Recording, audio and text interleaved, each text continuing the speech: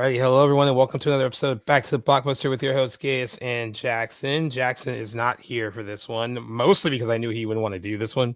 And so if there are any anniversaries that are on the list, and I know Jackson doesn't want to do them, he's like, feel free to get someone else to join in on them because nothing wrong with more content. And I'm happy to have usually when we introduce our guests, there's like, oh, they have a podcast or they're doing something that we can introduce them for.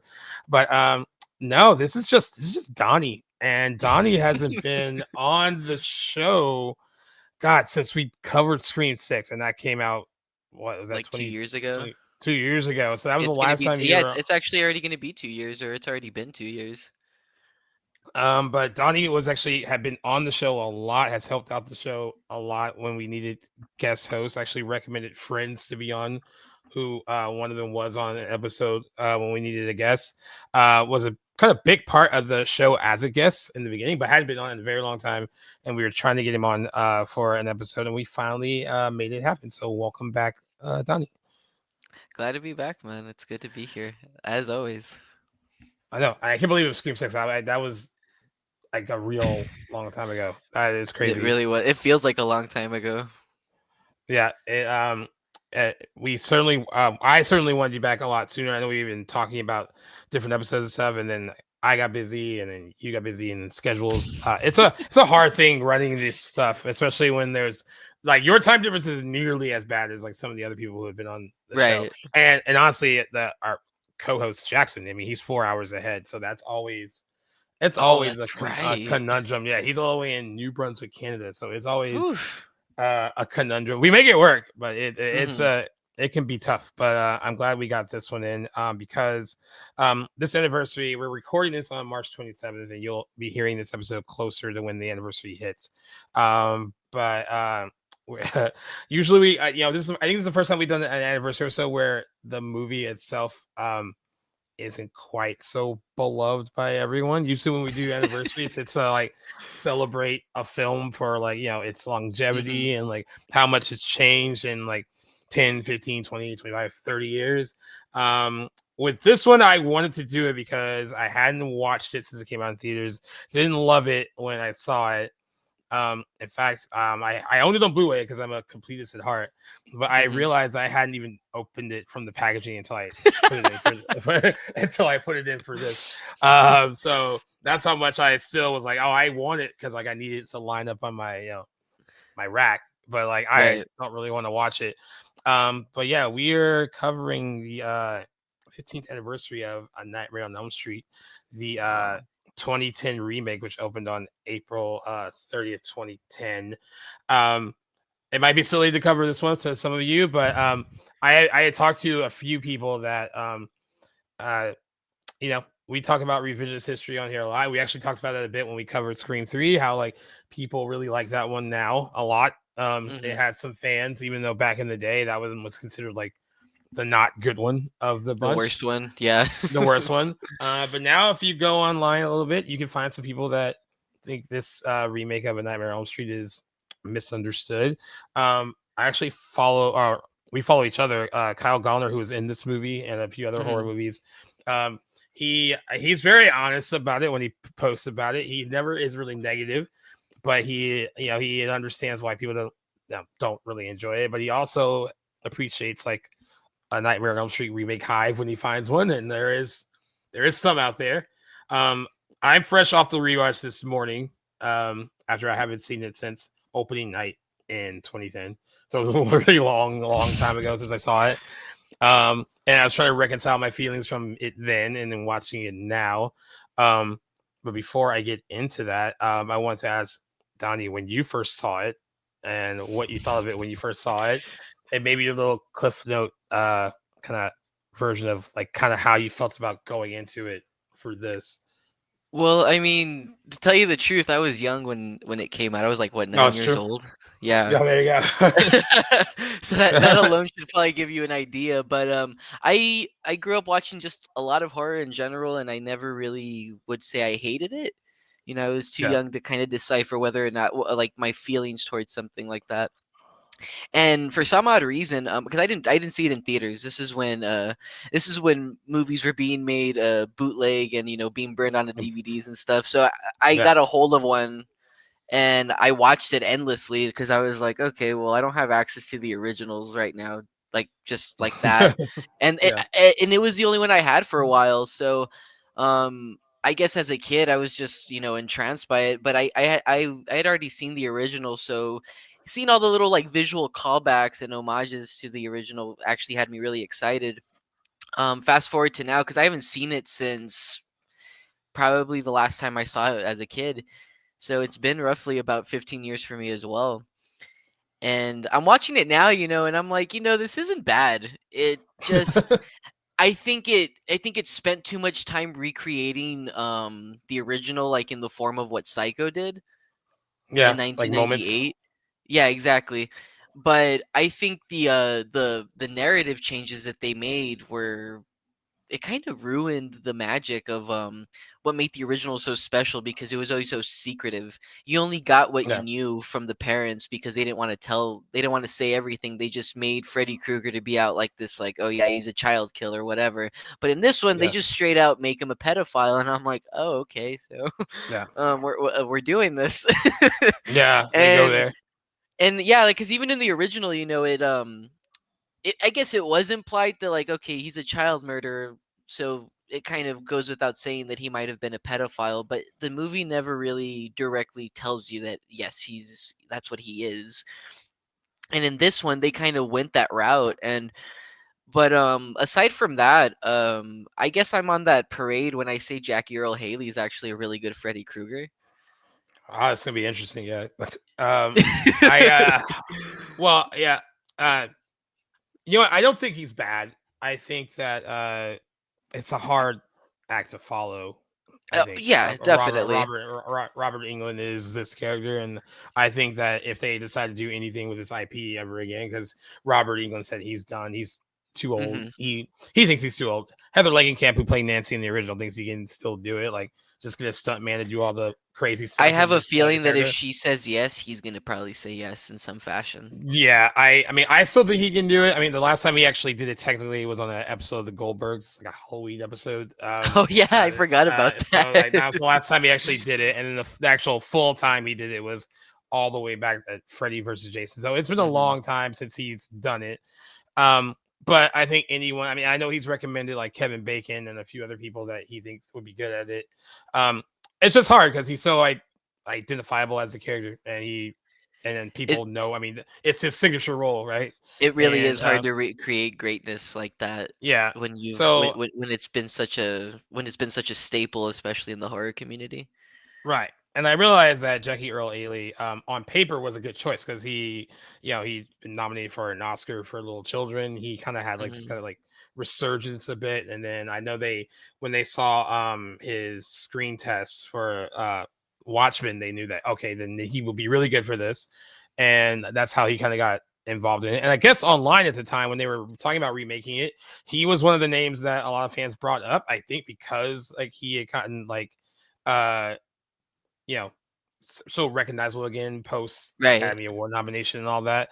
So it's if anything, you have a good actor in the role, and that's great. Hmm. And I think that is the most important thing. Like they really picked, at least I honestly, I'll go into details with some of the other actors eventually, but I think they did put together a nice cast. Like they really thought they probably got Oh the best yeah. actors to do the parts, and he was a good choice. I think that he fought an uphill battle though that probably had nothing to do with him. I mean, it really is like I watched the behind the scenes thing on the Blu-ray because there's not really a lot on the Blu-ray as far as like special Hmm. features, but there they Andrew Form, who is a producer on he's a part of the Platinum Dunes family, and I kind of forgot this is a Platinum Dunes remake in the spirit of like Texas Chainsaw Massacre, Amityville Horror, The Hitcher. Hmm. Um, and I actually like the Texas Chainsaw Massacre remake quite a bit. Um, Oh yeah. I would argue that is the only solid one that company made of the bunch. I mean, I guess Amityville Horror is fine because I don't really have an affinity for the original, so the Except for the remake was fact that they got Ryan Reynolds to play the most serious character. Yeah, yeah. I think it's because I don't have an affinity for the original, so I was like, okay, this is fine with what they did Hmm. here. But Nightmare on Elm Street, it's one of my favorite horror movies, and you know, I think at a certain point, the Michael Bay Platinum Dunes thing became like they also did Friday the 13th, and however you I feel was gonna about that. say, Great opening, great. It should have been a great short film. That first 15 minutes is great, and then that movie to me like falls it apart. it kind of just fizzles towards the end there. Yeah. Yeah, and I think their main problem is when you're listening to them on these special features is that they think they know better than like the fans know about these things, Hmm. and they're keenly aware that like fans are gonna like maybe bitch about the new look, they're gonna bitch about like how he sounds, they're gonna bitch about a lot of things, and but they also on the other hand thought that they were doing something that they felt was scarier with him, Yeah. um and they are confident in that, and I guess they should be confident in that as producers and filmmakers and all that, but there is a certain cockiness that they also had when they did Friday the 13th, like in their mind thinking that they're making it better, and then talking about like, and they talk Hmm. about it with this like, there was things that they couldn't do digitally back then and we could do it now, and just because you can do it digitally now doesn't mean it makes it better. I mean, I know, right? Like, I there's think certain that's the scenes that common they misconception these days. right, and there's certain scenes that they copy from the original that look better practically. Like there's that whole scene where Nancy is sleeping and they have Freddy kind of coming through the wall a bit in the original, Hmm. which was done practically in Wes Craven's movie, and in this one it's done completely like with computer effects, and it doesn't CGI, look good. yeah. It doesn't look as good, but they think because they can do it, that's they should, and that's my big thing overall with the movie, and it goes like with the casting of Jackie Earl Haley and what he does, and a lot of the film, like there are, I believe there were good intentions to try to Of make course. this, because they talk about uh how the character they're like as played by Robert Englund in the sequels became like a jokester, and he became so known in the pop culture lexicon that he was no longer Right. scary. So like, so they wanted to make their Freddy Krueger scary, which is why, they uh instead of implying like, well, what did he do to these kids? That's why they went full on like, oh, he's a child molester. And I Mhm. know Wes Craven wanted to do that in the 80s. There was a real life case in LA at the time, at a preschool, actually in Manhattan Beach, and they Oh. were like, we can't go there because it was a really big case here. So they're like, okay, we'll Mhm. just drop it. We'll kind of imply it, and we'll just make him a child murderer. And I always thought it was kind of weird, like even watching the original movie, like I think I put my own implications on that character in the original film. I was like, oh, I feel like there's more going on than him just taking kids down to his boiler room and killing them. I always thought there was more Right, to exactly. it than that, even if they didn't say it. So they went ahead and like just, and what's interesting though is that they imply it here too without really saying, they don't really say like, oh, this is what he did. Now Mhm. that's what he did in this, because the implications are much stronger, but they don't flat out say like what he did to the kids. And I'm not saying that I need to like see it by any means, but even they didn't fully commit to that. I mean, they just kind of were like, it's implied through dialogue that, you know, this is what he did Dialogue, to and when them. they, And when they find the pictures in the basement, that pictures, room and basement, everything, yeah. yeah, and also implies that he probably did more than just that. Like there might have been some torture and stuff involved too, because he had the one girl has like scratches on her back Yeah, from, I guess, like exactly. the guard shears and stuff. So like, I mean, it was a pretty, I think there are some ambitious ideas here. Um, when I first saw it in theaters, I hated it. I hated everything about it because like it just felt like completely kind of like soulless, I guess. Yeah, And this, and that's the thing, is that the original at least had something, there with it. It had an energy. And this one just felt like, oh, we're just making this to make this at this point. I think yeah, I think because when they started it out, because even the opening, like the first 30 minutes of the movie are very okay. Like this is getting somewhere, and then it kind of bounces around a lot, and at that point, it just becomes a visual movie. It doesn't become yeah, a narrative anymore, and yeah, it's really just anchored in by the performances. Because I mean, you got Rooney Mara and Kyle Gallner just kind of carrying the movie for the latter half, and yeah. Jackie Earl Haley just comes in when he's needed. Yeah, But pops in every now and then, which I guess is like kind of what Robert Englund does in the first Nightmare on Elm Street, but and the more thing is effectively though, though. yeah, no, exactly, because when Robert Englund would pop up in the original, they utilized that so beautifully because they made him menacing. In this, he's Right. just kind of there to be there, you know. It's like, oh yeah, we forgot Freddy's in this movie. Let's just throw him Yeah, in real yeah, quick. Because that whole yeah. like That's what that it part feels in the like. because that part in the pharmacy, I'm like, uh, okay, I guess we can do that, sure. Well, But yeah. There's stuff that I didn't think made sense till I actually watched the supplement features, and they talk about like micro naps and all that, mhm, and I guess that played a big part in the pharmacy scene because I was like, whoa, like so. There was always a clear point where whether people were asleep or if they were awake in the original mhm. movies, and in this one, at first I was like, I thought they were awake. I never noticed the part where they Yeah, like no. fell asleep. But I guess like the writer who I guess has dismissed this movie entirely since it came out. Like he in 2019 he said that they did like they really like tore up his script. Whatever. He doesn't sound like that on I the was gonna say, bonus yeah, feature. did wasn't there, like, On the multiple bonus, writers on this? Yeah? yeah, on the bonus features, he sounds very confident about his movie. But I guess like they did like a big run through on Mhm, it. But like the one thing that he, I guess, researched was this thing called micro naps, is when basically if you stay up too many days in a row, um, you can honestly even even though it appears that you're awake, you could actually almost be like you've fallen asleep while you're like basically mhm, standing up. So like that because you're so exhausted that you can slip into a dream state and fall asleep like that. So they use that as an excuse that like even for a millisecond, if you like appear to like doze off because like you haven't really no matter how much coffee you drink or Adderall you take, like if you nod off for a second, that allowed you to be in the dream. And I I kind of wish I had that explanation a bit before I like saw some of those scenes. I was like, well, it feels like there was Well, like, that's especially the pharmacy scene. I mean, which was like probably one of the cooler scenes in the movie as far as visually. I was like, mhm, oh, that was how it would like it was cutting from like the being boiler there room to to the the boiler yeah. to being there. I thought that was pretty cool, but I was like, ain't she awake? I But was that's like, the what? thing though, is that it's not up to the audience to figure that out. The movie should have explained that, you know. I mean, because I mean, yeah, sure, we can read or figure out, yeah, that micronaps are a thing, but how do we know the movie's using that as a plot device? You know, there's no Yeah, there's no indication whatsoever, and that's what I'm right. saying. Like they did a lot of they brought a lot of interesting things to the table. They just got a lot of things wrong while doing so, Yeah, and I just feel like the execution just wasn't there.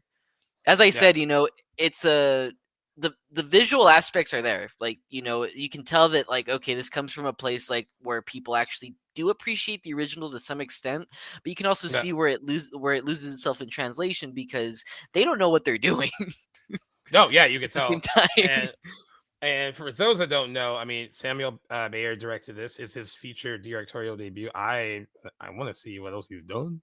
uh, I was gonna say that name sounds familiar. oh, he was a music video director, of course, because like most of these guys they get to do these horror movie remakes have started in music videos. I know Marcus Right. Nispel, who directed Texas Chainsaw Massacre. He was a music video director. He's directed most notably Smells Like Teen Spirit by Nirvana. He did Blind Melon's No Rain as well. Okay. He has won several MTV Video Music Awards. As far as movies, well, I think this was his only one. it might be. He's in a lot of commercials. Yep, it's his only film. So like But he I mean, topped out look at here. but that track record's pretty impressive. I mean, he But did yeah, he he did has a Strokes lot of music music videos. videos, Green Day, Yeah, My Chemical Romance. My God. yeah, he has a pretty big resume when it comes to that. And then we already mentioned that it stars Jackie Earle Haley as Freddy Krueger. Then we got Kyle Gallner, Rooney Mara, Katie Cassidy. Always be wary if you find Katie Cassidy in your horror movie remake, because she What also was else in was she in? When a Stranger Calls and Black Christmas, the first That's Black right. Christmas remake. Okay. Okay. Yeah, Uh, that's right. I do remember her from When a Stranger Calls. I don't but remember her in Black Christmas, but I yeah, definitely she's the remember When a lead. Stranger She's the lead Calls. in Black Christmas, and she's like basically the blonde bitchy friend and When a Stranger Calls. No disrespect to her because I love Arrow and she's on No, that. she does I- great with what she's and, handled. I mean, and she's that's actually she does a no. decent job here. Mhm. And then we got Thomas Decker, who yeah, I remember from the Sarah Connor Chronicles, that Terminator show. And Yeah, Kellen I'm Lutz I'm is wildly also I'm wildly familiar with that one. yeah. Kellen Lutz also in this movie. I believe was supposed to have more scenes, but he's only in the opening scene because there is some deleted scenes with him and Katie Cassidy I think what that I didn't hate make the most final about that film. opening scene is that it was too short. Yeah, it is really short. It's like I mean, I know we're supposed to feel bad for this guy, but I'm like, we've only known him for 2 minutes and he just gets iced, and I'm like, okay, well, Yeah. who or why? Why? Yes, and then basically it follows the same plot as the original for the most part. Other than a Hmm. few little changes with the main antagonist, as we mentioned, a little bit more added backstory as to why he's doing what he's doing.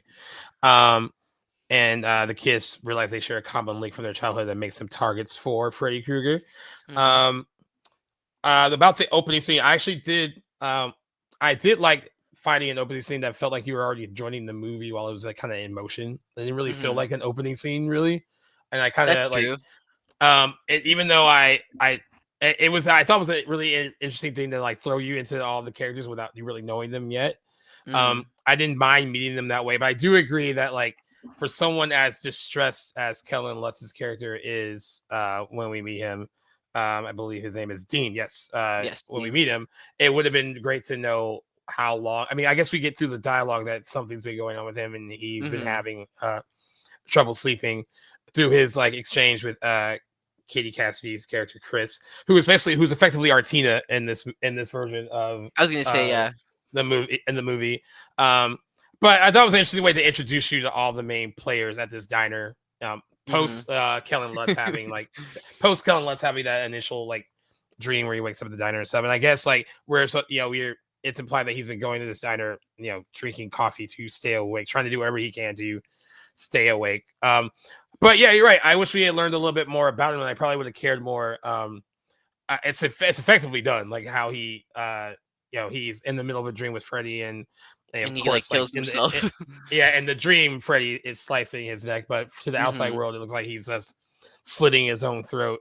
It's an effective opening. I think that not as effective as like the Friday 13th opening, but I think like does a good job of like kind of setting the tone. It's just like you Right. don't really care about Dean at all, so it's like, like That's what I'm saying, like is that like, like okay, well, oh like well, he that died. would have been cooler. That would have been cooler if like I knew a little bit more about him. Maybe I would have given a shit about him. I mean, not that I didn't, but it's just, you know, when when a character dies in any film, you want to know a little bit. You want to know enough about them to feel something, you know.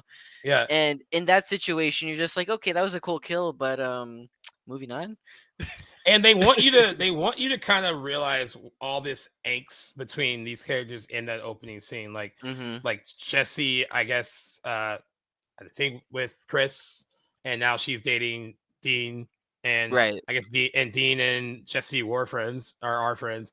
We can't really tell. And that's a bone of contention, right? You learn that all in that little opening scene. Right. And then you learn that Nancy, of course, she's working at the diner. There's some kind of affection there for Quentin, I guess. Like you just learn Hmm. through like the dialogue with each other. So there's a lot you're supposed to learn about them in a few minutes. Without handed a lot. Without being handed a lot. And what's crazy is I still, as I was watching it, beyond that opening scene, felt like I didn't really get to know any of them well Hmm. beyond what you learn later, as far as like, they all went to the same school together, but they all forgot about it. Parents didn't tell them. Right. Parents said they all didn't know each other, and then of course this awful thing happened to them when they were younger. But beyond that, I don't think you really get to know anything about them. Like it was really interesting because I think A Nightmare on Elm Street does a good, the original does a good job of like presenting Tina as if she might be the lead, Right. but also maintaining that Nancy is still there and important. Hmm. Like Nancy doesn't necessarily fade into the background while Tina is, you know, presumably are like, she's the Janet Yeah, Lee of the no, movie, there's right? always that. There's that, like, yeah, that's something that I've always liked about the original too, is that it presents one character thinking, okay, yeah, cool, we got our leading, final girl, And then it's like, oh Yeah. no, wait, just kidding. We're gonna kill her off in the first 20 minutes. Now we're gonna Yeah. move on to the next one. Kind of what they did in what is it, Place Beyond the Pines with Ryan Yeah. Gosling. Yeah. It's a You big think he was the switch. main character, and then like all of a sudden Like, nope. he just gets murked in the first like hour of the movie. You're like, You're oh, like, okay, that's cool. not like, oh damn. So Kind of with off this one, topic. I don't oh know if yeah, you've go seen ahead. Black Rain with Michael The Douglas. Michael Douglas. It's been a long time since I've seen it. I was watching it last night because I found a tape of it, and I was watching it last night for the first time, and I thought Andy Garcia was a main character like throughout, and then he just Yeah. gets his head fucking cut off like halfway through the movie, and I'm like, And you're like, oh, like this is one of the times I audibly gasped, and I'm like, no way. yeah. I don't mind misdirection like that. I mean, like, yeah, and like with this movie, Nancy fades into the background until she's needed. Mhm, Until it's like you spend time with Chris and Jesse and those. right. And by the way, guys, this is only a 95-minute movie, so there's not a lot of time to spend with any of them. Mhm, But like in the but the first, like, you're, as the film opens, you're like really with Chris and Jesse for the most part. And then you got a little bit of like Quentin and Nancy sprinkled in there to, like, let's mhm. remind you, they're still in the movie. But I think that it, comparing to how, like, Wes Craven did it with Tina and that whole gang of friends, it's Mhm. not really done that well here. And maybe because it's not really established, maybe because it's just a different story, that like It's because these the thing guys is aren't too is that they necessarily like were a core group never. of friends, Yeah, a core group of exactly. friends. Yeah, They weren't yeah, always all together as they were in the original because they were already all hanging out as a group, and you can tell like, okay, these are very like tight knit, close friends. And in this right. one, it just makes it seem like they just met, Yeah, yeah. recently. Yeah, and like I said, the only reason there's history is from that diner scene where they're just like talking, like, oh Hmm. well, clearly there's like angst because like this person was dating this person, now she's dating this person, and like I could tell, like, probably in whatever script meeting they have, like there's a script supervisor, maybe there was too much exposition. I Because it's interesting because the writer of the movie, he said in 2019 that he said, on my first day on set, a crew member told me, in this intro scene for the two leads, we decided that there wasn't enough dialogue for them. So we're going to take some of the dialogue from page 87 and insert it here. So there's more. So we fully like get introduced to them. And he was like, in case you were wondering, this is not how this is supposed to work. um, so it really feels that like they were like hoping the audience was like, hey, this will just be enough. Like you'll get Hmm. the gist of like who these people are. But I think missing the tangible connection as them being a core group is what kind of hurts the Hmm. overall, like, caring about them as a whole. Because Because I don't know if when you noticed, because as each one of them started dying off, they're like, "Oh yeah, they're dead." Moving on. yeah, Do you hear about no sleep one cares. deprivation? No one cares.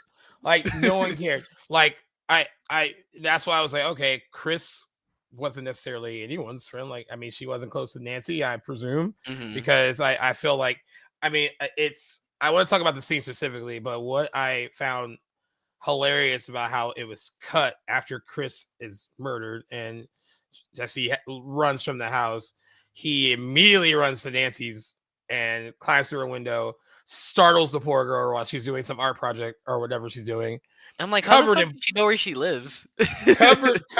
covered in blood. And Right. she doesn't really, I mean, I know she was apprehensive, but she didn't react accordingly, in my opinion, and she was kind of like, oh my god. And like we're supposed to believe, because they all have this like collective like dream of this person, that once they start talking about it, that they'll just automatically like believe each other, I guess. Right. And I think that's what the audience, that they want the audience to believe that too. But like the way it was kind of cut and thrown together, I was like, wait, are Jesse and Nancy friends enough for Hmm. him to like friends enough for him to like hop through her window, like covered in blood, after, and not really fully.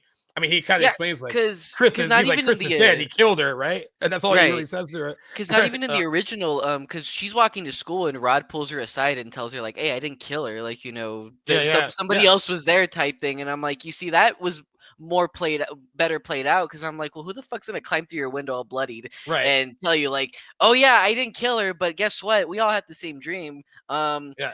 Are you okay?" Yeah, yeah. It was just kind of like, well, I mean, like, again, there's no real tangible connection between them. So, like, for him Mhm. to like make such a big, scene of like going to her house, climbing through a window, I was like, I didn't even know they knew each other like that. Really, I Exactly. mean, there's no real like relationship there. And regarding the scene, which is I think this is where the problem lies in the movie, is that there's certain scenes that it tries to copy from the original and doesn't do as well, and that's how they kill off Chris, which is supposed to be a kind of a copy of how they killed Tina in the original movie. Not Um, enough blood.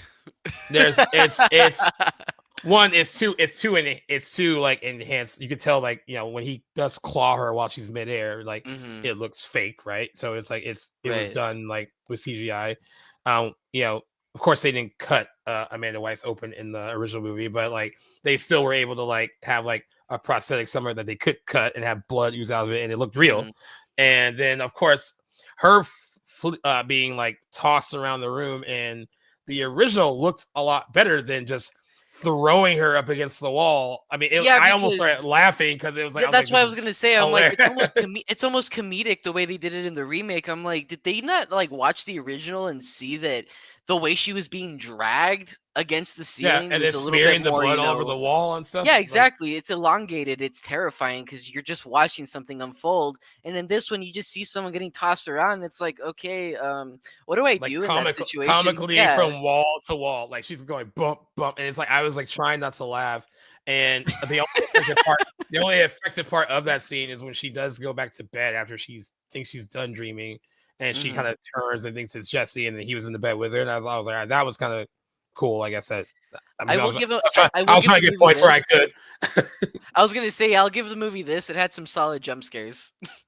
Yeah, but like a lot of them There were, was just some like uh, squeezing in, but a lot of them were accompanied with that signature jump scare chord. Like I was like mhm. this, the stinger. I was like, am I Oh, jumping because it was scary, or am I jumping because the music told me that it was scary? because like the prime example of that is in the bookstore when Quentin, like, I think dreams for the first time or has one of those dreams. He follows Yeah, that girl around the around that library section, and Freddy just turns around in like an instant. It's like, okay, yeah, yeah, I exactly. You're like, guess. there we are. Um, but yeah, that scene like is an example of like them trying to like, oh, let's pay homage to that scene, but like not do it Hmm. as well. And I thought I even thought like the whole like just the one slash could have been cool if it would have been done better. Yeah. It just didn't like work all that well. And if you, I mean, watch those. I mean, if you were to watch those scenes back to back, and like even if you were someone that was like, oh, this was made in '84, it's old. I almost guarantee that most people would say like that '84 scene played out better than the one in 2010. Like, 100%. my mouth. And like it's just crazy how like you have all these professional, like, you have producers, filmmakers, all these people, like, Hmm. that could easily be like, hey, let's make sure we get this right. And I can't believe that someone wasn't like, this isn't as good. Like we should maybe not do it this way. But they probably thought I don't know what audience they were catering to. I mean, I guess they are in a conundrum where it's like they have to cater to the people that grew up with the original, and then a new audience that they think will Hmm. think this way is cooler. And in all honesty, it was just silly. I kind of forgot that scene was like laugh inducing until it started to play out, because like you can tell like that it's an actor being suspended from like wires or something. So Yeah, like no, yeah, so the they float didn't. so the float doesn't even look natural, right? The like At least Hmm. in the original, somehow they made Tina, when she is kind of like levitated off the bed, that Hmm. looks like that was happening. I think And there like, was a I think they used a lot of reverse sets for those type scenes. I don't know how right, they shot it, but I know, like, even like with the bed scene, like, that whole set was upside down. They just poured blood right, through a hole.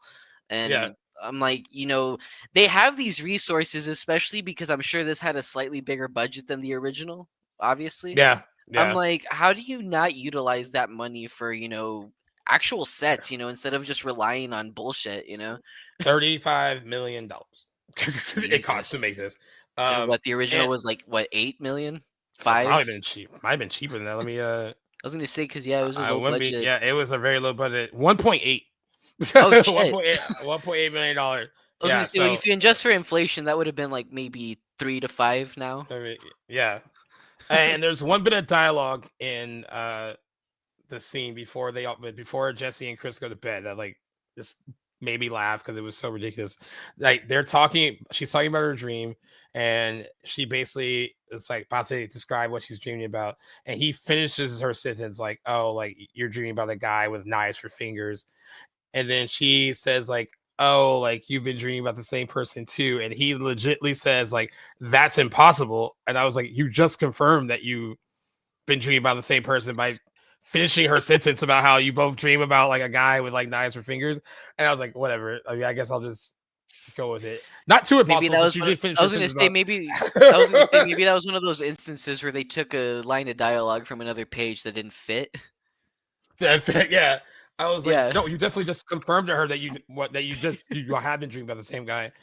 Um, and like Thomas Dekker said too on the interview on the Blu-ray that his character is supposed to be modeled after Rod from the original, but they made him different by he knows what's going on, but he's too afraid to address what's going on. Like he's the character that is fully aware that he's something's also amiss.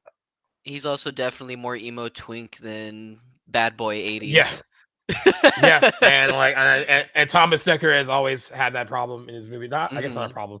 He I met him twice at a Halloween party, and I was surprised about how different he was in person. 'Cause I Uh, was gonna say he's he's gay, right? And like yeah, and outside he's of like yeah. full like flamboyant.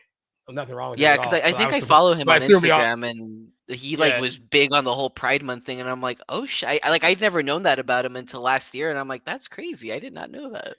yeah, and like, and you could, I mean, and it's a testament to, I'm not like a big follower of like his roles. I mean, I only really know him from this and the Mhm. TV show, but like what I've noticed is that he really does. Like, if you were to see him in person and see him act, it is a totally different guy. So it's a very definition of like, wearing someone else's skin for like a role.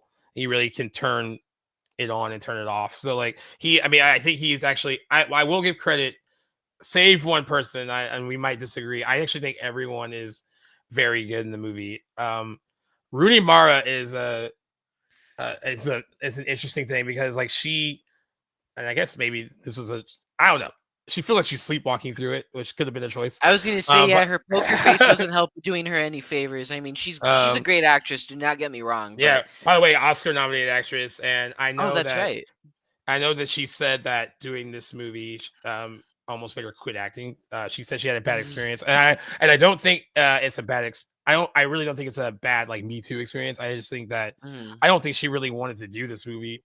It takes I mean, one I like. it takes one bad experience to make you consider quitting acting, like, I've seen and heard stories about that before, Yeah, like, even Naomi Watts, she was just about ready to give up acting, and then David Lynch said, "You know what? We're gonna put you in a movie, and it's gonna blow you up," and sure yeah, and enough. they did, and they did. Um, but like it seemed like she didn't really want to be there. Like I mean it. I, I mean, unless the choice Mhm. like her and Nancy is nowhere near as engaged as Heather Langenkamp's Nancy. And what's Oh, crazy yeah. is that no one in their right mind would say that Heather Langenkamp is a better actress than Rooney Mara, but she is certainly a better Nancy Thompson than Rooney Mara is. 100%. I mean, and like it could have been a combination of like she didn't really like maybe she didn't even it could have been like her agent wanted her to do the movie and she just like went out for it and got it and was like, yeah, fuck, this is not really what I want to do, but Mhm. I have to. Um, she doesn't seem as engaged as like everyone else. Yeah, Like no, because everyone else, Kyle Gallner, like, is playing the fuck out of that role, because he's yeah, always been really good at, playing the scared puppy dog, character. yeah, Because even in Haunting Connecticut, he still has that, like, same, like, scared shitless look on his face the yeah. whole He time. has that look in Jennifer's Body. Like Mhm.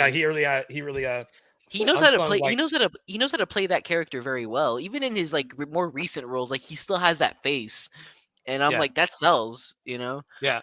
And like there's certain things like when he's like stealing the stuff when they're at the hospital, I'm like, the way he looks, because they're supposed to be sleep deprived and all that, right? Like it's just Mhm. funny because like uh he looks like a junkie too, like just stealing, just like trying to just steal stuff. So like I mean I'm glad that he was able to play different aspects of that. But like Mhm. she gets better as it goes on, I guess towards the end. I Um think those final 10 minutes when she, like, finally drags Freddy out of the world and steals the Freddy versus Jason line, I was like, yeah, "Okay." I'll take it. Yeah, You finally got something to work with there. I'll give you that. yeah. And speaking of just sprinkling lines, I mean, like she has that line from Freddy versus Jason. He right before that, when I guess when she's like kind of drowning in the How's this puddle of for a blood wet for a dream? wet dream, and that's from the fourth Nightmare on Elm Street From the when fourth he one. and he kills Joey in the waterbed. And that's cool, little homages and touches, I guess. Hmm. Um, I but like she I think it's also the fault of the script too that there's that it doesn't really feel like there's an effective like lead because like you have Katie Cassidy kind of doing it in the beginning and like we said it's not really a long movie like it's not like Katie Cassidy has like a Hmm. R Thomas Dekker have like a ton of screen time but like when you're watching it feels like since you start with them it feels like a whole They nother all feel movie. like main characters. Yeah, it really feels like Yeah. another movie starts once they die. Hmm. Like it's Exactly. just like oh I and like and Because it's that really like because I think how my the favorite my favorite well, the dream sequence is in the prison. oh yeah, that was actually really Yeah, good. because I thought that death was really well played. I mean, it's no Rod death from the original. I thought Rod's death in the original was just eerie. Yeah, Not bloody, not over complicated, just simple. Like he got hung. It's just I really like that line when Freddy's like approaching him, scratching the wall and shit. And yeah. he's already like screaming, and she's like, "Why are you screaming? I haven't even cut you yet." Didn't I'm like, cut you "Okay, that yet. was." I'm like, "That's clever." I'll give him that because he And delivered that very. and then he has the line which is kind of eerie where he's already like stabbed him and he's like hanging upside down. And I think he We makes a got comment six about more how minutes like to play. it is how play how the brain keeps functioning. Like I thought that was pretty like nice little bit of dialogue. But while that worked there, I also think some of the lines they gave Freddy were like so intentional, like "ooh, be scary, be creepy, be nasty." It almost felt like Hmm. forced a little bit, and they don't all work. Well, that Um, part where he licks Nancy, I'm like, was that Not necessary? necessary.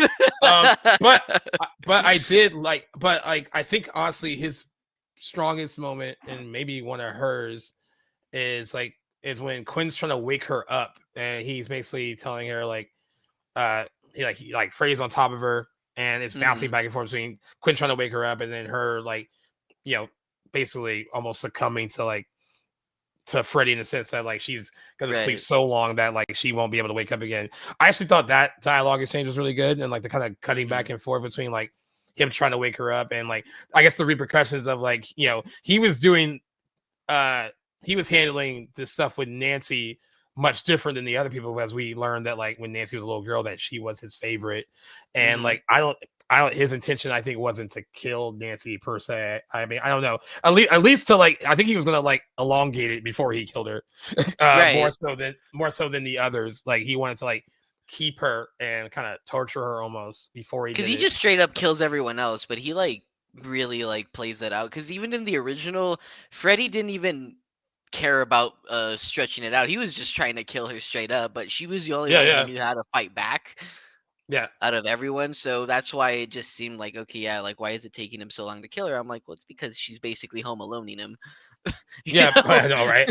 And that's the thing I want to ask you, since there seems to be more of a tangible connection between Freddie and the kids in this one, particularly Nancy. Do you think that works better than what they may have tried in the original? Where yeah, there is a tangible connection there. And it's more in the original. It's through the parents, right? It's not necessarily like Right. the kids. Like in the original, it's the whole like sins of the fathers thing, Of kind the of yeah, like exactly. comes down on the children rather than like it being a personal attack on the kids in this one.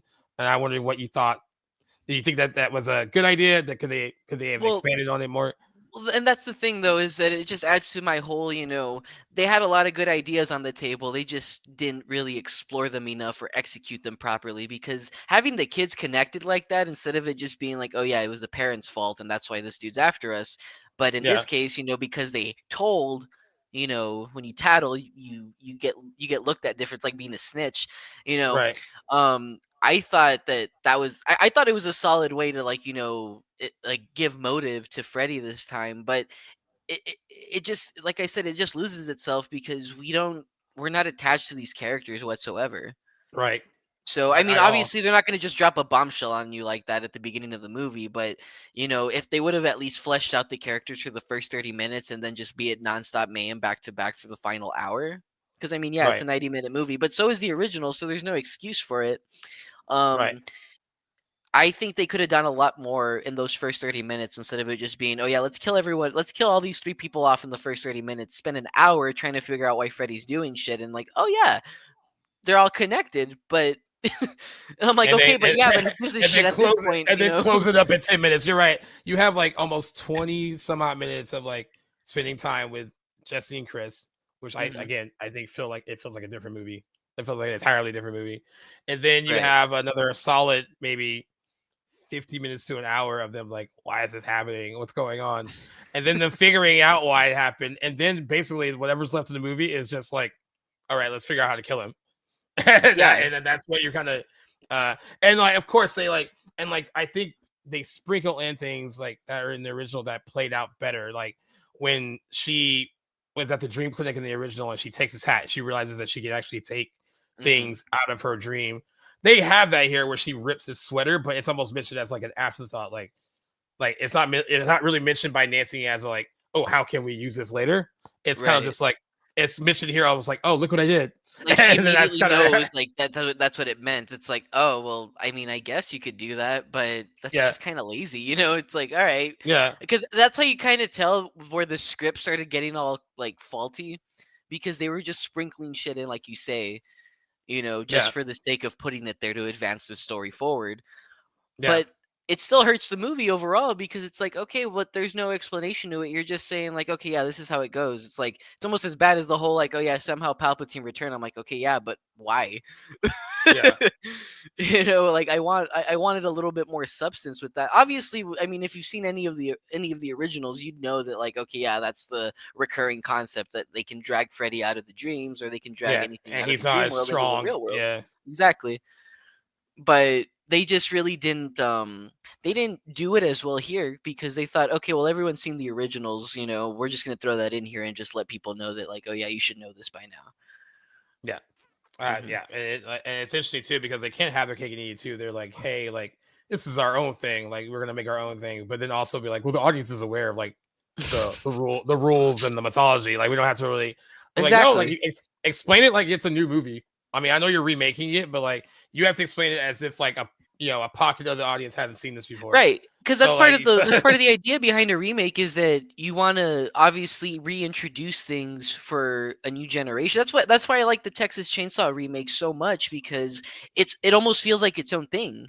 yeah, Obviously it borrows a lot of elements from like the original, but in that case they really just straight up make them like a hillbilly fucking incestuous family, where they just like, right, where they're just nonstop maniacs, but they have that one that's just killing everyone because he's got a very strong thirst for blood, and it's like, okay, mm, cool, that yeah, that makes that special.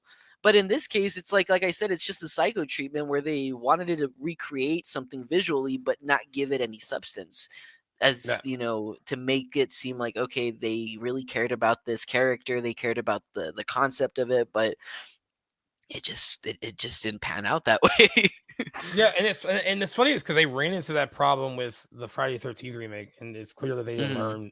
They're like, like, oh, well, like, we'll start him off with the potato sack because, like, in the second one he has it, and I don't, and it feels like more of like a, ooh, like wink, wink, look at that for the fans, but not really like, all right, Hmm. we're not really explaining anything, really. They like kind of like, and I know with the Friday 13th I guess when you're watching it, it's supposed to take elements from like the first three movies and kind of Right. cram it into that remake. And I was like, all right, I guess I Because what I really kind liked of see about it.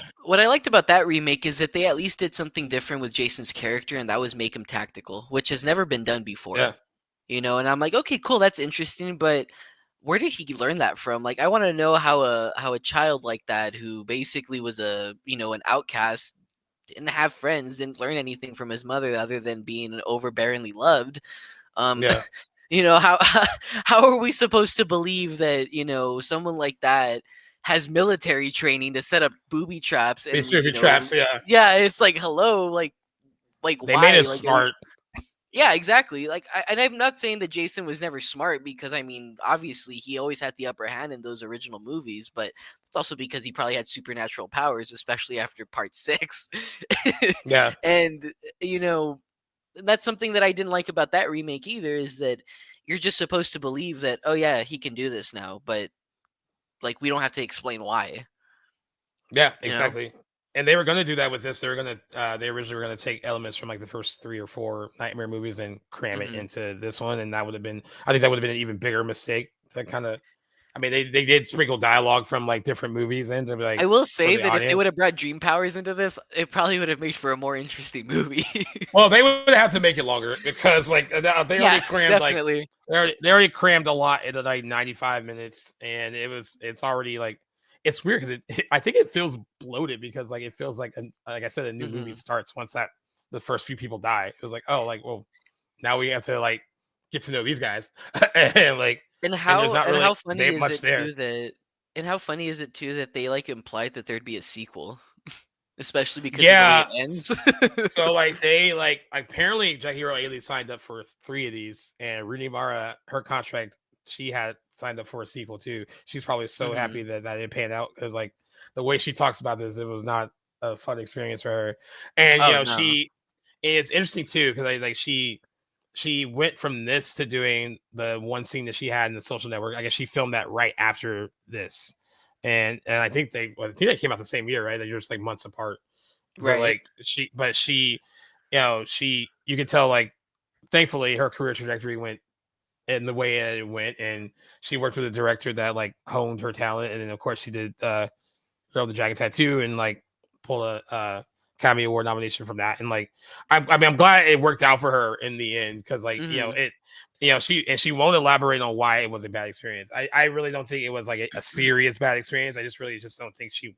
It seemed like she didn't want to do it. Like I mean, like I and some I young had actors don't want to make movies like this. Like they don't right. really want to make like teen like horror films. Like I know it's funny because like I'm saying this about Mikey Madison now because she did Scream, but like I kind of Hmm. wondering what she does post Sonora Oscar win. Like, does she like do just like a bunch of like small indies? Is she like the popcorn like movie girl? Because it doesn't seem like I'll just she laugh if wants to she's part be. of the I'll laugh if she's part of the Scream 7 cast because at this Oh point they're yeah, just that bringing would be everyone funny back. too. Like yeah. But I was gonna say we didn't really touch on this, but even Robert Englund doesn't like this movie. No, he doesn't. He He had he he had he he actually very liked the much has casting of Jackie openly. Earl Haley at he Mhm. was like thought that was a good choice. But he does not. And He I know just Wes he Craven. ragged on the visual aspects of it because he felt that like even like you said earlier that it's more CGI instead of it being Yeah, practical. And that's yeah, something that even made the original so special is that everything looked real still, despite how fake it may have right. appeared, you know? And what's crazy too, and I think what they lose in these and in all these remakes, and and I'm gonna like take Texas Chainsaw Massacre out of it because I think probably because it was shot by the same that cinematographer that did the original movie, which is why Mhm. there's shots in that remake that look like honest great homages to shots in the original movie, Right. and I think that's why that movie of the you know newer remakes looks the best. But I think because you can give it credit because all these movies look very polished and they look slick. And you can tell that they have Mhm. more money, and they aren't ugly looking movies. They're shot well. They look great. Right. But I think the problem is that they are too like polished in a lot of ways. So like Mhm. when you can like I think there's a certain grittiness from like these original movies, like even going of course like Halloween and Friday 13th and um some of the other ones. I guess like Carrie would be another good example. Like they're just like they just because like you have more money and they are sleek and look great doesn't Does it make necessarily it better? better. And like honestly, something can look so polished that it like loses like its effectiveness to kind of like elicit scares. And it's like this looks too clean, Well, like that's and why I dislike the Psycho remake because it's in color. Part of what made the yeah, original so special is that it was black it's and the black white, and you white know, there's exactly only 2 and that's also part of, like, the whole twist is that there's only ever 2 sides to someone, and obviously Norman Bates is his mother, so right that black and white plays a big part in that, the way that movie delivers itself. In the right. remake, it's all color, and it's like, "Oh, well, now that just looks stupid." Yeah, and I think that these remakes that have maintained that grittiness a bit have worked the best. Like I think the Mhm. remake of The Hills Have Eyes maintains a bit of that grittiness to great effect, Yeah, like because the the original original is does. just gross, but the remake really wants to gross you out Yeah, to the max. yeah, and I think even though like the Last House on the Left remake, even though it's not shot like a stuff film, it's still isn't too polished to the point where it loses like its effectiveness either. Like the whole, Mhm. it feels so weird to compare like they're really awful scenes, right? Like that those movies are they're good, but like it's weird to be like, oh, well, this rape scene is better than that rape scene. but Yeah. uh, but they both do a good job of like making that scene, Mhm. that pivotal scene, work. And one does it because it feels like you're watching something real play out on camera, Happening, and yeah, exactly. and the other one isn't really trying to match that, but it's shot in a way where it's not too clean, it's not too polished, and it still Mhm. has like a hint It of still that. creates that feeling of unease that Yeah, that it wants to evoke. yeah. So like with Nightmare on Elm Street and Friday the 13th, those remakes, they're very clean and very polished. Mhm. Um, there's an argument to be made about Rob Zombie's Halloween. I know it's not Platinum Dunes. I know it's Dimension, but like there, there's aspects of it that look too clean too. But then it also has that Rob Zombie aesthetic, which like you like it or you don't.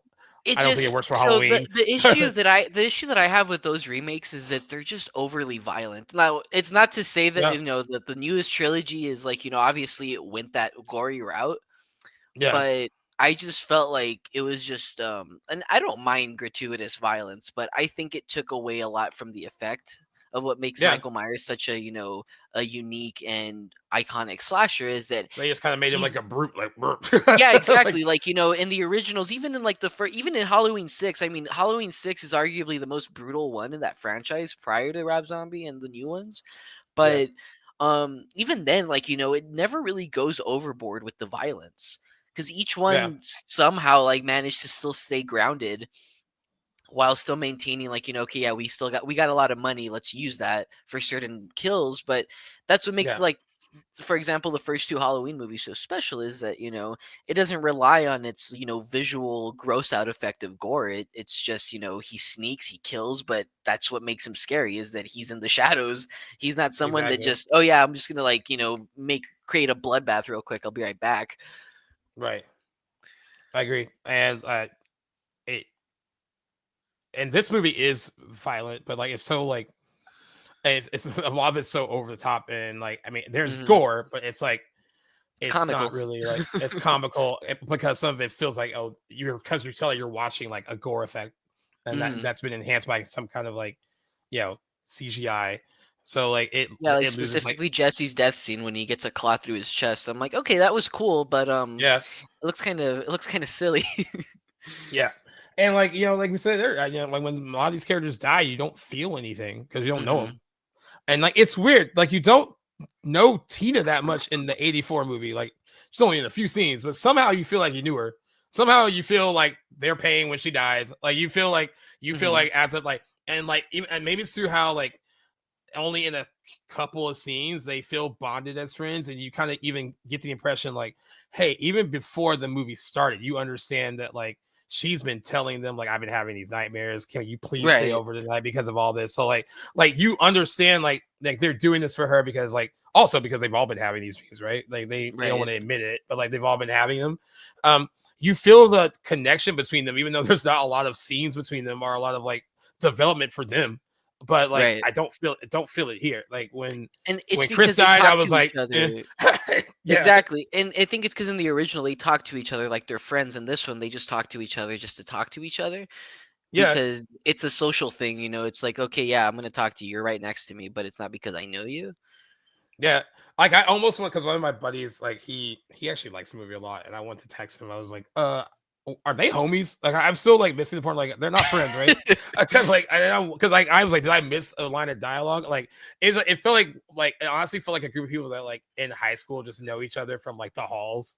Hmm. They're not really friends at all. They just know They like didn't really each grow other's up. business. They didn't grow up together. Yeah, Because and even that in the would have original, helped the movie out a lot right. if they actually like if I actually felt some kind of connection with them, and it was just like nope, it was just like one would drop like okay, and honestly, Roger Ebert in his review, I'm always surprised because what year did he pass away? Because I was like when I was going through reviews, I was like oh he got to unfortunately review this movie. He probably wasn't too happy about it, I but think it was like shortly after the release of this he's movie. actually never loved this franchise. The only one he's actually liked is Wes Craven's New Nightmare, because it was so different.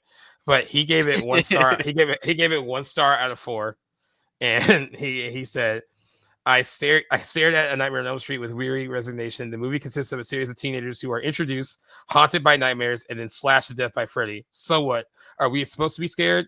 Is the sudden clanging chord supposed to evoke the fearful Pavlovian response? I can't seem to care. And that's what it feels like. It just feels like they're there. There's a dream. They die. No, and it's true though. Yeah, and that's exactly what it is though. He's not lying. I mean, I Yeah, haven't always agreed with what Roger Ebert especially says on about horror most films. That's movies. he. Yeah, no, horror movies Because are like it were not his forte, and I'm like, I can yeah, respect that. Horror is not for everybody. because he hates It's the most Texas subjective. Chainsaw remake. Yeah, because it's Hates the it. most subjective. It's the most subjective movie genre. You know, not Yeah, everyone sees eye to eye with horror. Like, I mean, Hereditary is the prime example. Everyone yeah, calls it the scariest movie of all time, but other people say it was too funny, and I'm like, okay, you're and clearly then they not got horror. Like, you can kind of see where the horror lovers are and where the ones that are just more casual, like, okay, let's yeah, go see a scary movie type. and then they got that But D+ cinema score. So you're like, yeah, there's a disconnect between like how I felt about that and how everyone else felt about that. I did want to ask you. I know we talked about his performance and stuff, and you can probably talk about it a little bit more. But as far as the look of Freddy Krueger in this looks very different from the Freddy Krueger that we know. The voice, I guess it was gonna be different. He's not Robert Englund. mhm, But what did you think about all of that? I know their goal was to make him look more like an actual burn victim. Bird Victim. Um, and I can't, he looks great in silhouette. I'll say that. Like in Yeah, no, shadow and silhouette. he's definitely he's got that broodiness to him, when he's in the shadows.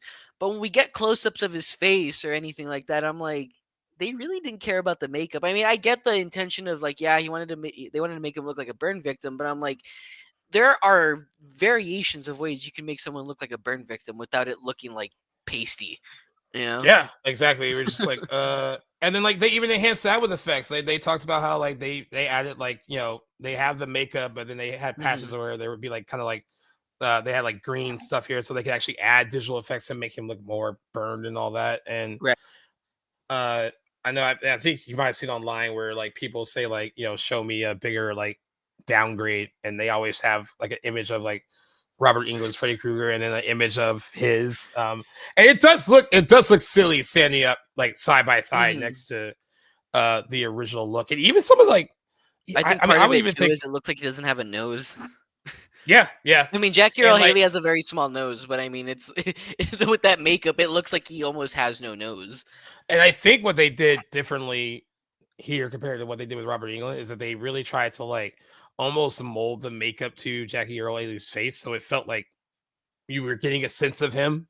You don't really get a sense of like Robert Englund through all the like Mhm. makeup and stuff. I mean, I guess maybe toward the later ones because I feel like in like the fifth It one, the sixth one, they didn't really try that hard with the makeup, and it was more like the emphasis was less on that.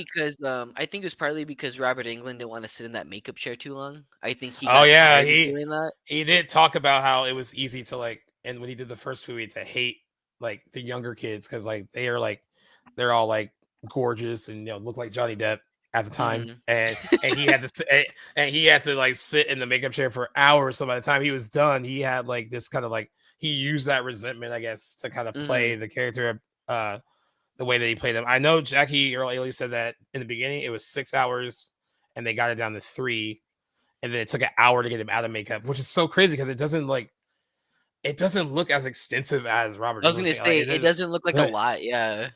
yeah, but like it definitely doesn't look as good, in my opinion, as uh God, even some of the worst looking like I think he looks the worst in like the fifth movie and the sixth one where it doesn't even look like they tried much, but Oh, like no, yeah, no, Freddy's Dead and Nightmare 5. It's funny because those are actually well, I like Freddy's Dead, but 5 and 6 are easily my least favorite ones. well because 5 like, it's 5 was full just on comical by then too. 5 was just boring to me.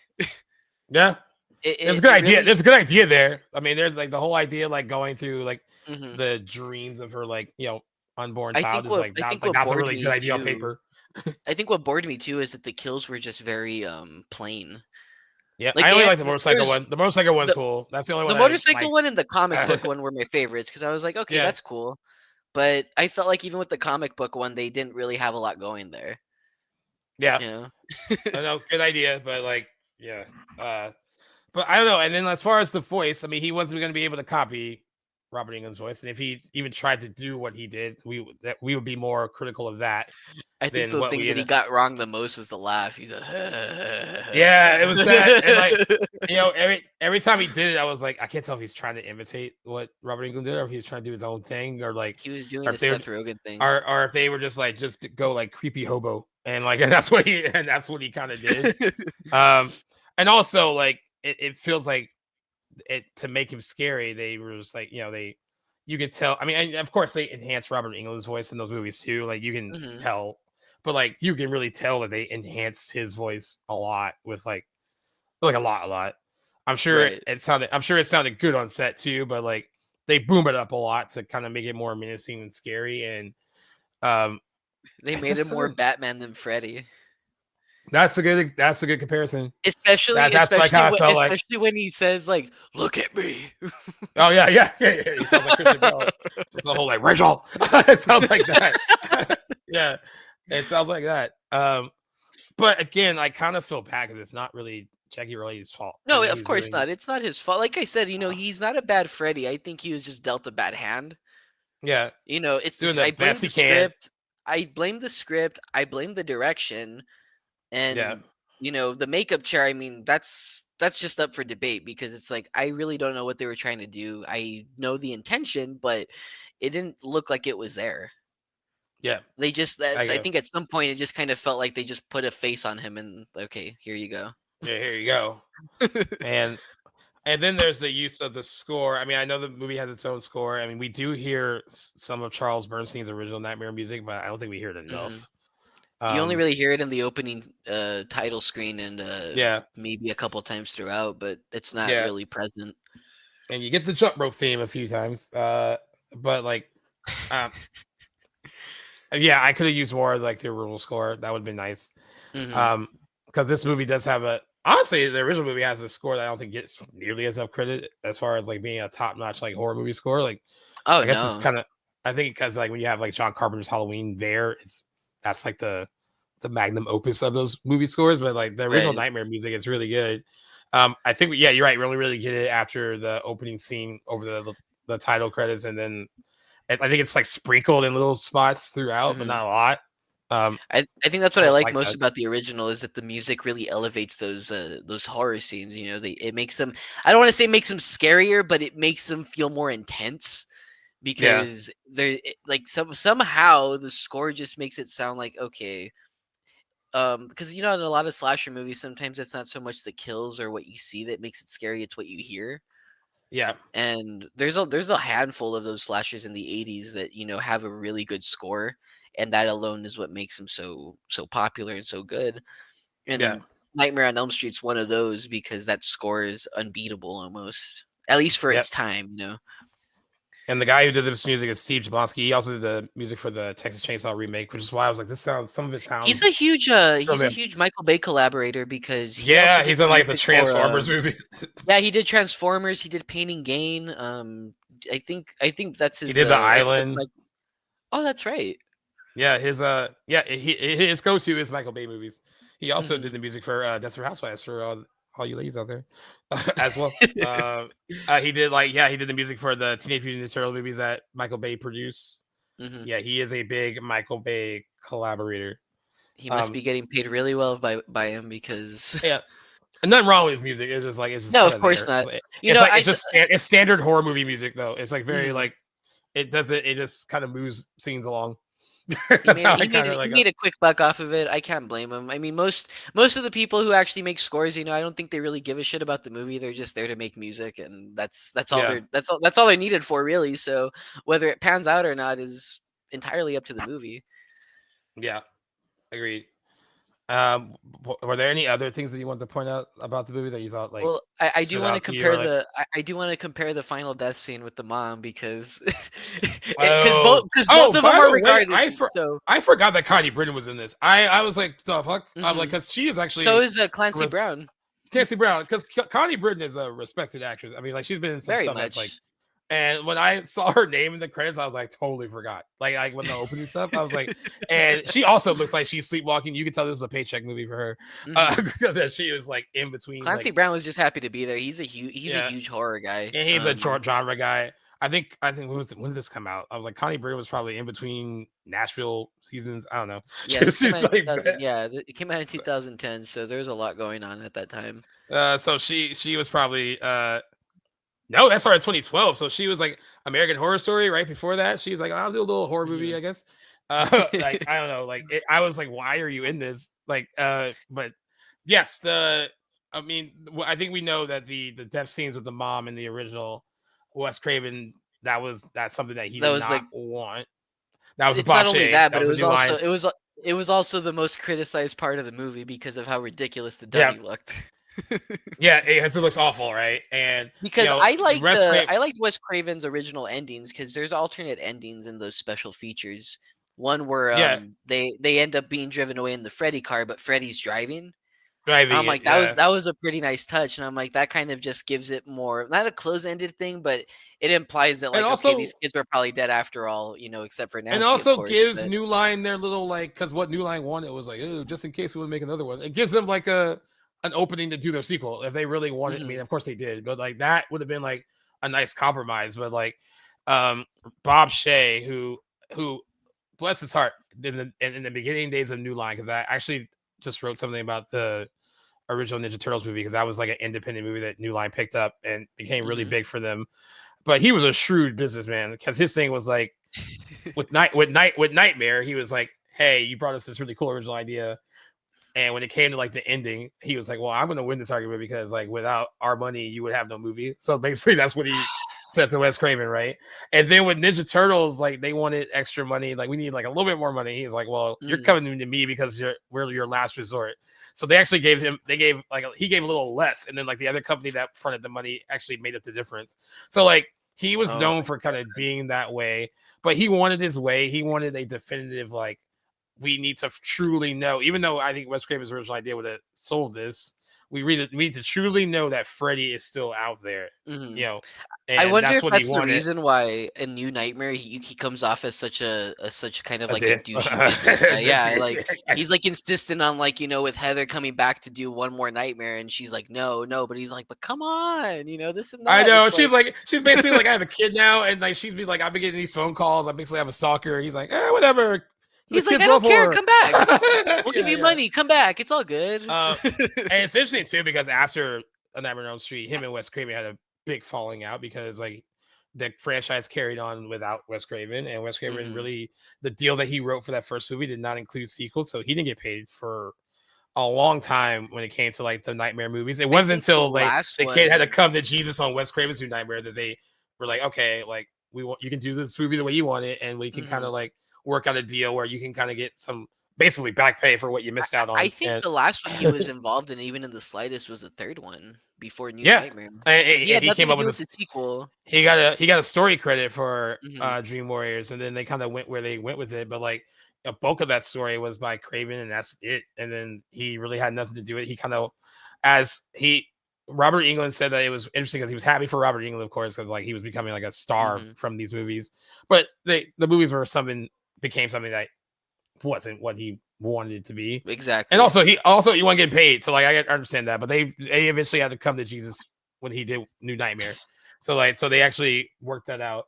But like, I love like also Craven would have loved to have ended it on the whole notion of like that even though it's not as flashy, that whole ending of like her being like, I take back every bit of power I ever gave to you. Like, do you have to turn away from the monster in order to like defeat it? Like, it's poetic. It's not as like, it's exciting. Not like in the remake, pull him out and slit his throat. It's like, oh, is that it? Okay. Yeah, but it's certainly like from a writing standpoint and from a story standpoint, it makes sense to build up to that whole like, the things that you're afraid of. If you kind of turn your back on it, it goes away. And like I like that ending. But I've never, I love Nightmare on Elm Street, the original. The only thing I've always detested about it, but it's not enough for me to like hate the movie by any means, is that ending, because it's like you could tell it was like a studio person that was like, oh, it'd be so cool if we grabbed the mom and pulled her through the door. and like it also looks fake.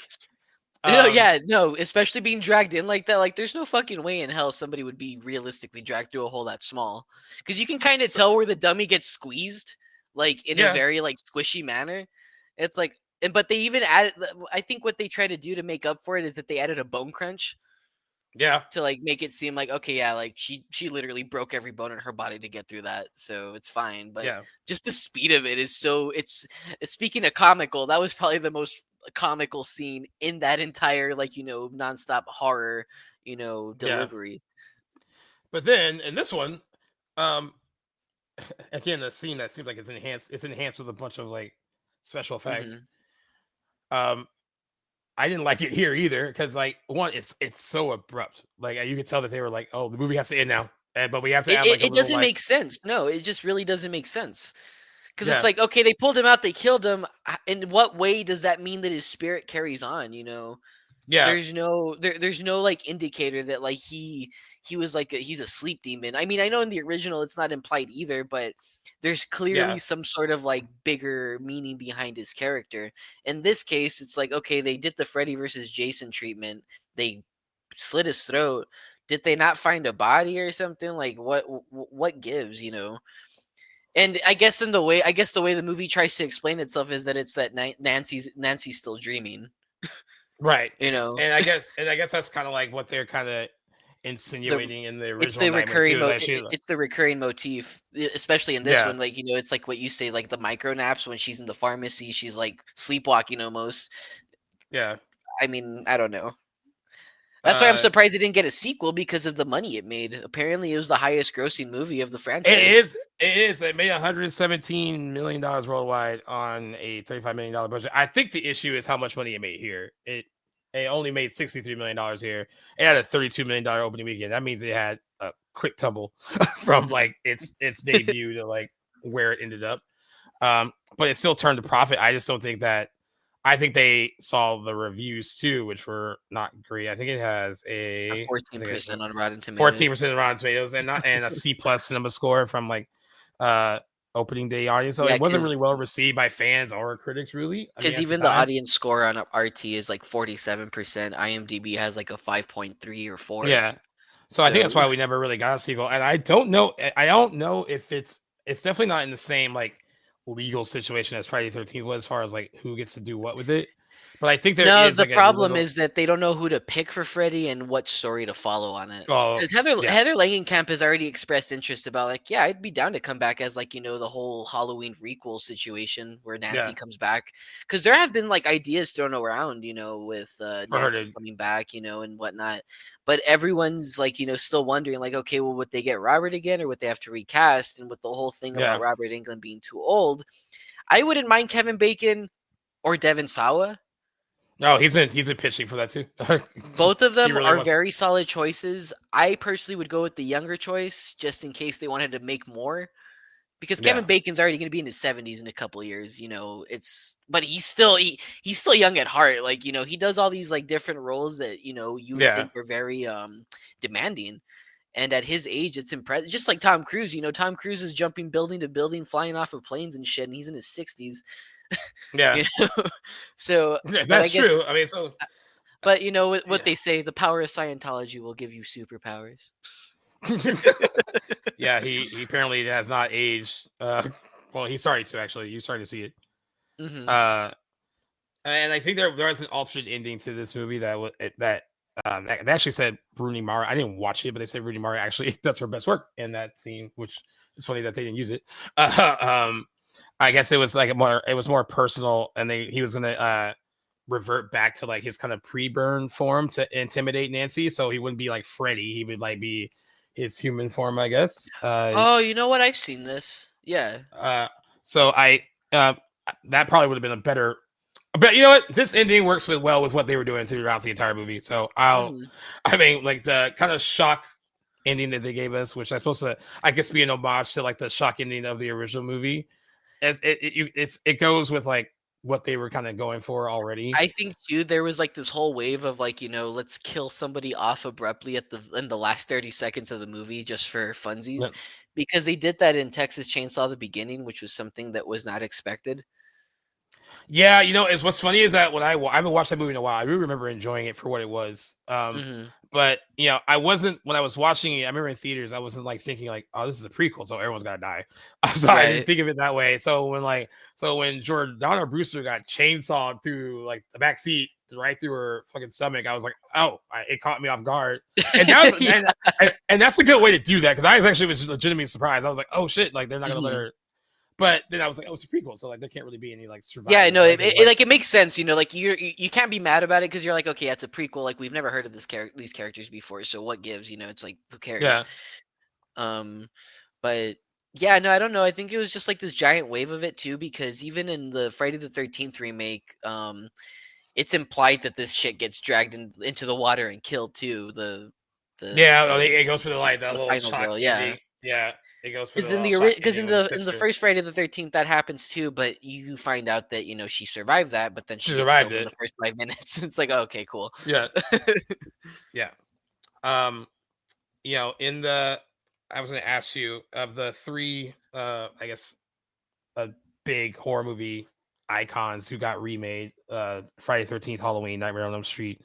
Which one do you think got the better remake of the three? And that might be between like one type of garbage and a different type of garbage, but I don't know. Well, I mean, to tell you the truth, I think as much as it pains me to say, I think Halloween did it better because it at least Yeah, gave it at least gave it something new. It yeah, gives Michael like this whole like broken family background, which explains why he ended up the way he did. Um, because in Friday the 13th, like they add something to Jason's character, but there's no indication as to like, well, how the hell did he learn this? Other than yeah, the fact that like he's lived in the woods his whole life, he knows them like the back of his hand. But this whole underground tunnel bullshit, like I was like, okay, that's a bit steep. yeah, And yeah, I mean, while I love Jackie Earl Haley as Freddy, it's like the script really did the character dirty. It did the movie dirty. Um, so I guess I would have to just go with Rob Zombie's Halloween because while I don't agree with it entirely, it's not my favorite of the three. I don't even know if I would pick that one over the other two, which is still like debatable. yeah, I just think it handled itself better because it tried to do its own thing instead of trying to recreate, or recreate the original in any sort of fashion other than maybe just the yeah. characters. It pains me to say this, and like I feel like years ago I wouldn't say it at all because I used to hate the 2007 remake of Halloween. I don't love it still, Hmm. but I think it is the better of the three. If anything, because it does try to do something different with the Right. material. Like I still don't like the first hour of that movie. It feels like it's just I I didn't really need Torture a porn.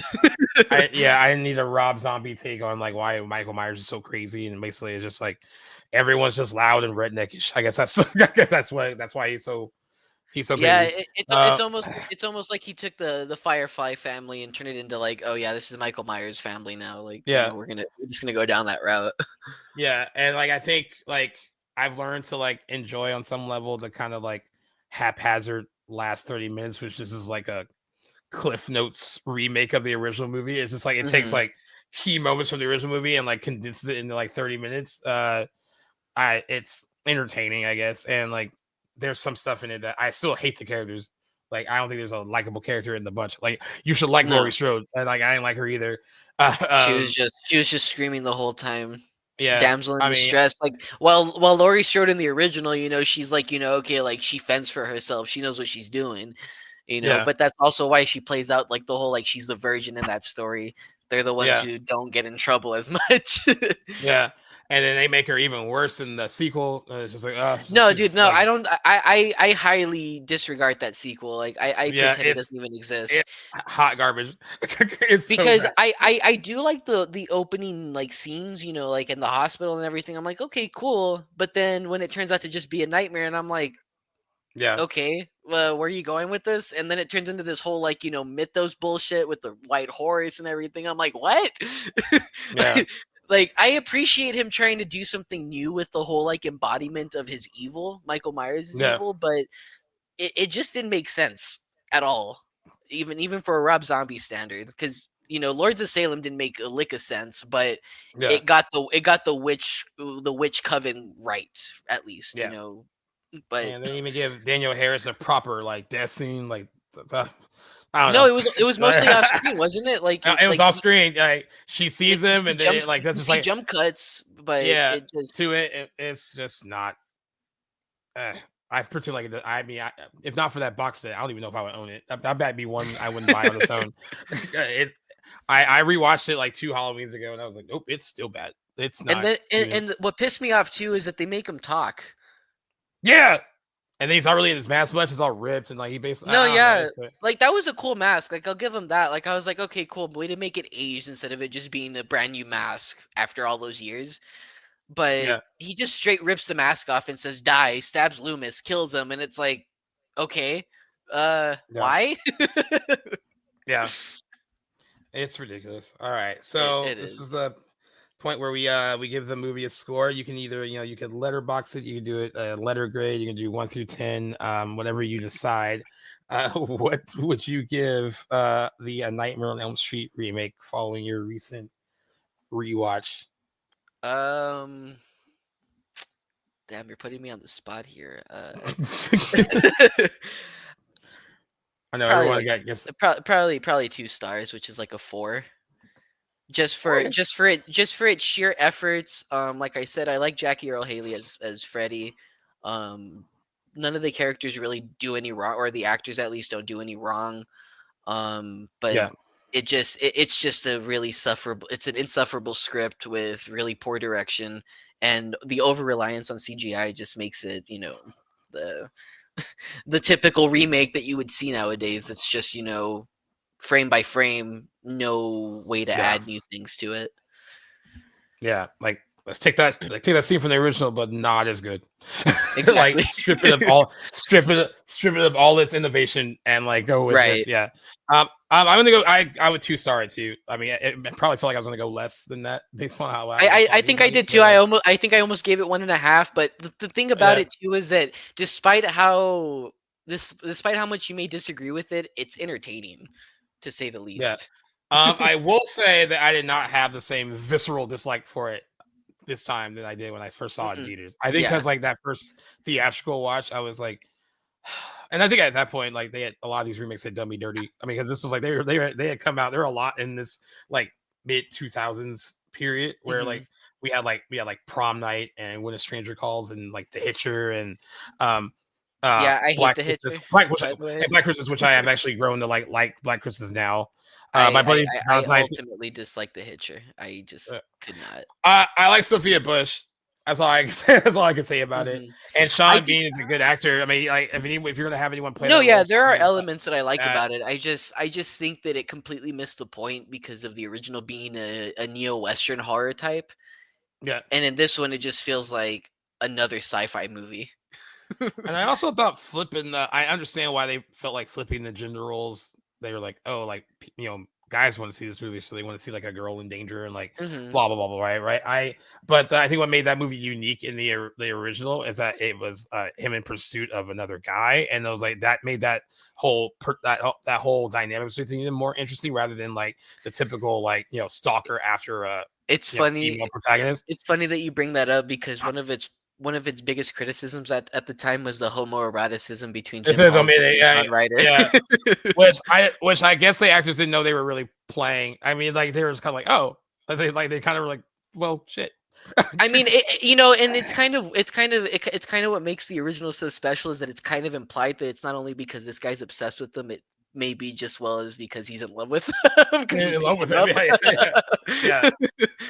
but Uh, but but anyways, yeah, like you lose that in that. But yeah, I would too. Sorry, I think it has a lot of good ideas. It just doesn't utilize them well. But mhm. there are some like nice moments, and I think the actors are all fairly good, and they do the best they can with what they're given.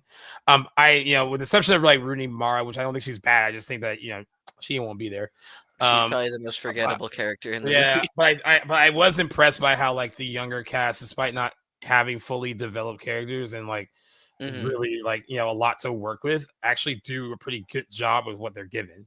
And Right. and that was like because usually in the movies like this, they could easily have been forgettable and just like, well. That's whatever. Right. And the fact that I didn't care about them had nothing to do with their performances. It was just like the characters weren't written well. But Mhm. they gave it the old college try. So I'll give them I'll Yeah. give them that. Um, and when I said about Katie Cassidy, that was mostly a joke. She is usually good in the stuff she's in, but like she's been in like 3 horror remakes, and you're just like, ooh, this is not Yeah, no. good. I think that was just most people just do those to get a start, whether they're good or bad, but most of the time it ends up putting them on the radar in some fashion. Like, Yeah. dude, And she's a streak. Thomas Dekker was in the remake of Village of the Damned in 1995. No, he is. I haven't watched that He forever, dude. he was one of the kids. Yeah, it's Because well, I there was you just go. thinking about I was just thinking about this when we were talking about. I'm like, was he in Village of the Damned? Like, I can't remember. It's just, And by the way, it's but these kind of roles that like kind of like endure them to horror movie fans. So like people might not love A Nightmare on Elm Street, this one, or Black mhm, Christmas, or When a Stranger Calls, but they love that someone like her does genre movies a lot. And right, so she's big for doing genre movies. Then she's on Arrow, and that's its own other kind of genre that is big with fans, right? So like it's they she's actors like her, actors like him, they become big with like fanboys and fangirls, like where it's like, oh, like we're so they in a weird way, even though they can be in a really bad horror movie, yeah, they it becomes like weirdly popular in its own right because like they've been in a bunch of them. So like they kind of take on a life of their own where it's like, hey, people didn't like that when it came out, but now they're like, yeah, I appreciate your input into that one like not so great horror movie you did. Um right. and people like her, I think, embrace it. And I think other people like I don't think Rooney Mara was ever built for this genre or doing movies like this. Like she probably was always like a little bit more like, and this is not an insult to the other people that love doing movies like this. I just feel like she probably thought she was more mature and more like, uh, not necessarily like, I don't want to say deeper than the material. Like she was like looking for something like that would Right. challenge her a bit more than movies like this.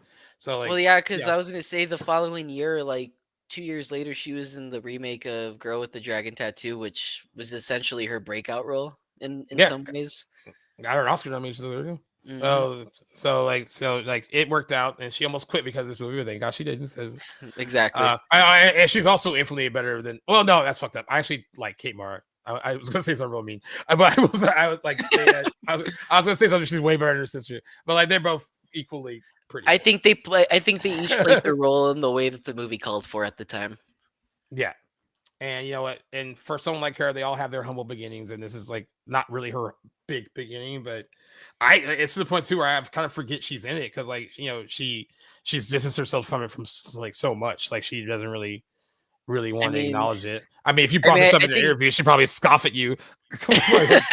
I also like to think Kate Mara forgot she was in the Fantastic Four. It's like four, yeah. So like they can commit. So at family dinner, they can commiserate over like the two not so great movies they did that almost probably made them quit acting. Uh, wow. Well, Donnie, thank you for joining me on this episode. And also, now that I know that what your schedule is, like when you can do these, you might be on a lot more if you want to be. So, Of you have course. the list with all the movies for the anniversaries and all that. And if you have a movie that you want to do that's not on those lists, always feel free to shoot it over because the deep dives are always looking for other movies that aren't necessarily listed there. I think I got one for you actually. That's exciting. We'll keep it in your back Uh, pocket. yeah. No, it's actually it's a Charlie Sheen movie from the 80s. Oh, okay. Oh god, that could be a few things.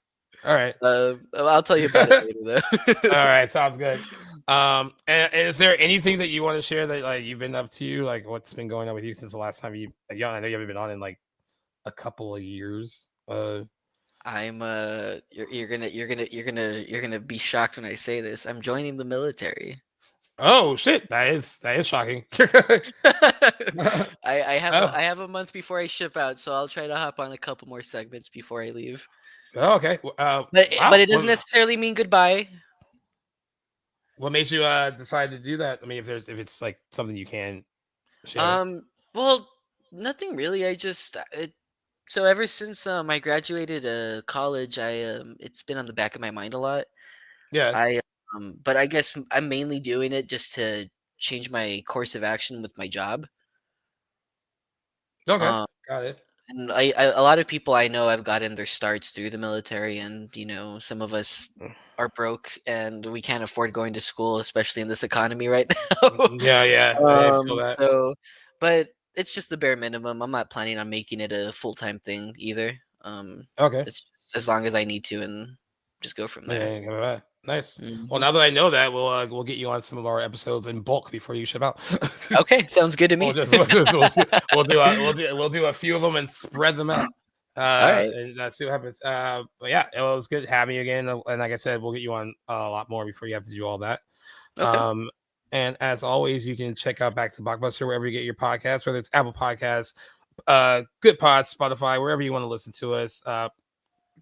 Please do that. There's also the Playlist Studio app. They are a podcast network, and they've been really good to us. And there's a lot of changes coming for the show very, very soon. Big changes. So we're looking forward to doing that in the next month or so, and we'll update you on all that. The anniversary episodes and deep dives will likely be becoming its own show separate from this with its Oh.